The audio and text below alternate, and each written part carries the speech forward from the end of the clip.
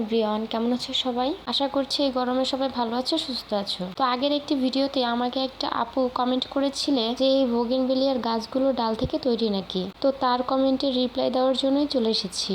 তোমরা যদি খেয়াল করো দেখতে পাবে আমার এই বোগেনভেলিয়া গুলো ডাল থেকেই তৈরি। আর এই ডাল থেকে চারা তৈরি করার নিয়মটা কিন্তু আমি তোমাদের সাথে শেয়ার করেছিলাম। আমার এই গাছগুলোর বয়স মাত্র 1 বছর, তার মধ্যেই আমার গাছগুলোতে প্রচুর পরিমাণে ফুল চলে এসেছে। তা তো তোমাদের চোখের সামনেই রয়েছে। কিন্তু একটা জিনিস আমি বুঝতে পারছি না, যে টবে 2টো করে গাছ লাগানো সেই টবে প্রচুর পরিমাণে ফুল এসেছে, কিন্তু যে টবে শুধু একটা গাছ লাগানো সেই টবটিতে একটা ফুলও আসে নাই।